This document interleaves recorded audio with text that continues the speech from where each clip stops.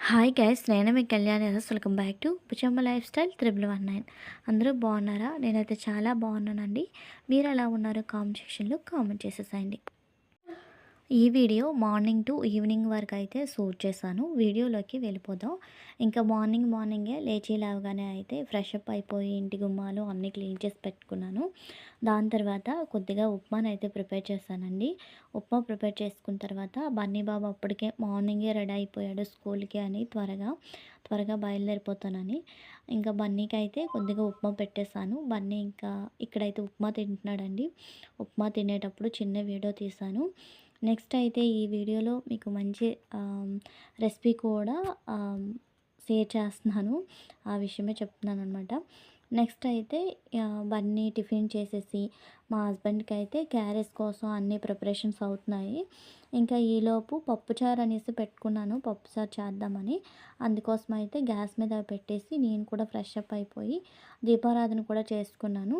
దీపారాధన అయిపోయిన తర్వాత క్యాబేజీ ముందుగా కట్ చేసి పెట్టుకున్నానండి నైటే. అందుకనేసి క్యాబేజీ కూడా ఇటువైపు పోపు పెట్టున్నాను. ఇటువైపు అయితే నేను ఫ్రెష్ అప్ అవ్వడానికి వెళ్ళే ముందు కుక్కర్లో పప్పు పెట్టాను అనమాట.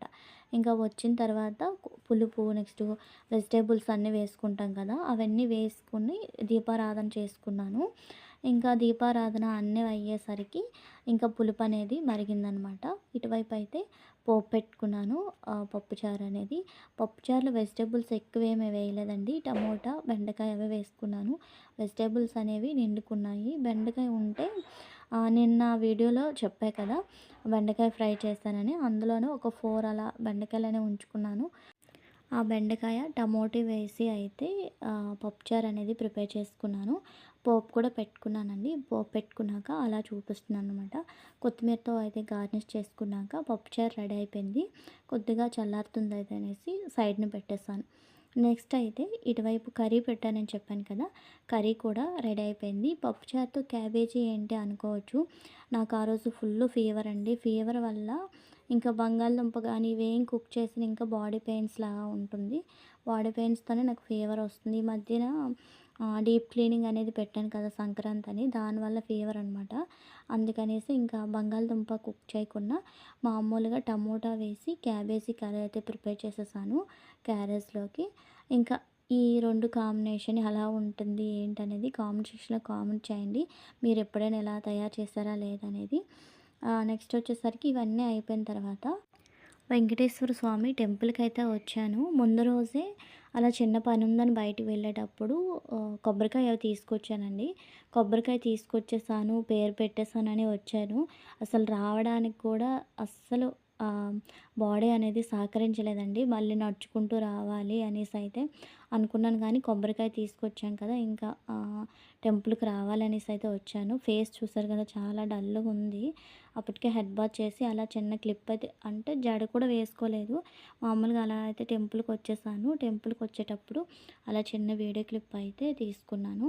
నెక్స్ట్ ఇంకా అరటిపళ్ళు, నెక్స్ట్ ఈ మధ్యన బెల్లం పెడుతున్నాను కదా దేవుడి గదిలో, అరటిపళ్ళు బెల్లం అయితే ఇంకా ఆవులకు తినిపించేద్దాము, ఇక్కడ ఆవులు ఎలానో ఉన్నాయి కదా అనేసి తీసుకొచ్చానండి. ఎప్పుడూ వస్తాను కదా, ఇక్కడ ఆవులు ఉంటాయని తెలుసు, అందుకనే బెల్లాన్ని అయితే వచ్చేటప్పుడు తీసుకొచ్చాను. అలా ఇంకా కవర్తోని బెల్లం నెక్స్ట్ అరటిపళ్ళు ఉంటే ఇంకా అరటిపళ్ళు అయితే తినిపించేస్తున్నాను ఇక్కడ. అదే ఇంకా అంటే గోమాత పూజ చేశాను కదా, అది చూడకపోతే మన ఛానల్లోకి వెళ్ళి చెక్అవుట్ చేయండి. చూడని వాళ్ళైతే 21 డేస్ చేయాలి ఆ పూజ అనేది. ఆ 21 డేస్ కూడా వీలు కానప్పుడు ఒకేసారి మనం దేవుడి గదిలో పెట్టిన బెల్లం ముక్కలు ఉంటాయి కదా, అవి ఒకేసారి కూడా తెచ్చి ఇలా పెట్టేయచ్చు అనమాట ఆ గోమాతకి. అయితే పెట్టేసి ఇంటికి వచ్చేసిన తర్వాత ఇంకా నోటికి నోరు అని చెప్పాను కదా, ఫీవర్ వచ్చేసిందని నోటి కొంచెం చేదుగా ఉంది. ఏదైనా పొడులు లాంటివి చేసుకుందాం అనేసి అయితే ఈ పొడి అనేది ప్రిపేర్ చేస్తున్నాను. ఇది అవిసె గింజల పొడి అండి, అవిసె గింజల కారపొడి. అది ఎలా చేయాలి ఏంటనేది చెప్తాను. దీనివల్ల బెనిఫిట్స్ కూడా చాలా ఉన్నాయి. మనం పాలల్లో పెరుగులో కూడా కలుపుకోవచ్చు, పాల్లో కలుపుకోవచ్చు, అన్నంలో కూడా కలుపుకోవచ్చు నెయ్యి వేసి ఈ కారపొడి. నెక్స్ట్ ఇడ్లీ నెక్స్ట్ జావలాగా స్మూతీ లాగా అన్నిట్లాగా తయారు చేసుకోవచ్చు అనమాట. అయితే ఈ పొడి ఎలా ప్రిపేర్ చేసుకోవాలో చూద్దాం. అవిసె గింజలు ఉన్నాయి కదా, అవి ముందుగా గ్యాస్ ఆన్ చేసి కడాయి పెట్టి అవిసె గింజలు వేసుకొని వేయించుకోవాలి. అవిసె గింజలు వేసుకొని వేయించుకున్నాక పక్కన పెట్టేసేయండి. దీని తర్వాత అదే కడాయిలో 2 టేబుల్ స్పూన్ల ఆయిల్ వేసుకొని కొద్దిగా ధనియాలు, 2 స్పూన్ల మినపప్పు, 2 స్పూన్ల శనగపప్పు వేసేసి దోరగా వేయించుకోండి. అంటే దోరగా అంటే కలర్ అనేది చేంజ్ అవ్వాలన్నమాట. కొద్దిగా బ్రౌన్ కలర్లో వచ్చినంత వరకు వేయించుకోవాలి. ఇలా వేయించుకున్న తర్వాత స్టవ్ ఆఫ్ చేసేసేయండి. ఇది అవిసె గింజల కారప్పొడి నేను ప్రిపేర్ చేస్తున్నాను.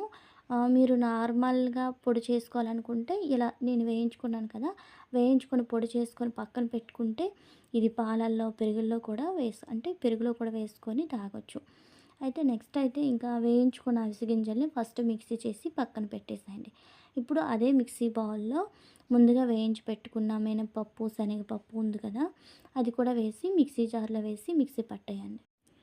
ఇప్పుడు మిక్సీ జార్‌లో వేసుకున్నాం కదా, ఇలా వేసుకున్న తర్వాత లైట్‌గా మిక్సీ చేయండి. ఇప్పుడు చూపిస్తున్నాను చూడండి. ఇలా లైట్‌గా మిక్సీ పట్టుకున్న తర్వాత కొద్దిగా చింతపండు, అంటే ఒక పెద్ద గోలిక్కాయ సైజ్ అంతా చింతపండు తీసుకోండి. తర్వాత ఒక 10 ఎండుమిర్చి ఉంటాయి కదా, ఎండుమిర్చి వేయించుకున్న ఎండుమిర్చి, నెక్స్ట్ ఆహ్, వెల్లుల్లి రెబ్బలు ఇందులో యాడ్ చేసుకోవాలి.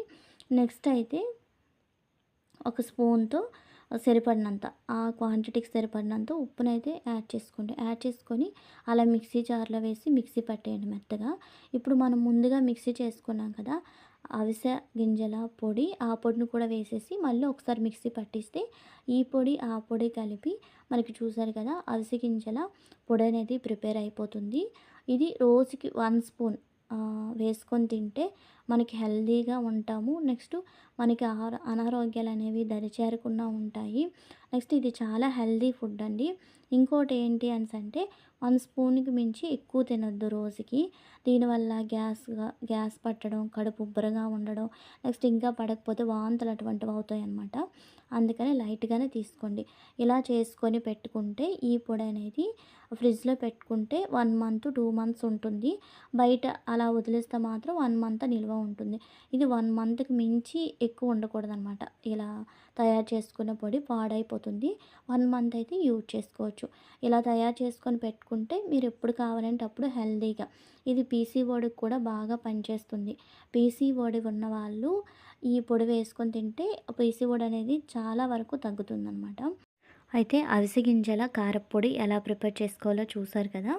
ఈ రెసిపీ కనుక మీకు నచ్చితే తప్పకుండా ట్రై చేయండి. ఎలా వచ్చింది కామెంట్ సెక్షన్‌లో కామెంట్ చేయండి. నెక్స్ట్ అయితే ఈవినింగ్ అలా చల్లగా ఉందనేసి అయితే పకోడీలు వేశాను. ఇంకా పకోడీలు వేసుకున్న తర్వాత మరి వీడియోస్ అనేవి ఇంకెక్కడ షూట్ చేయలేదండి. వీడియోనైతే ఇంతటితో ఎండ్ చేసేస్తున్నాను. ఐ హోప్ ఈ వీడియో మీ అందరికి నచ్చిందని అనుకుంటున్నాను. ఈ వీడియో కనుక మీకు నచ్చితే లైక్ చేయండి, షేర్ చేయండి. మరిన్ని వీడియోల కోసం మన ఛానల్ని తప్పకుండా సబ్స్క్రైబ్ చేయండి. Bye bye, keep watching. మరో కొత్త వీడియోతో మళ్ళీ కలుద్దాం.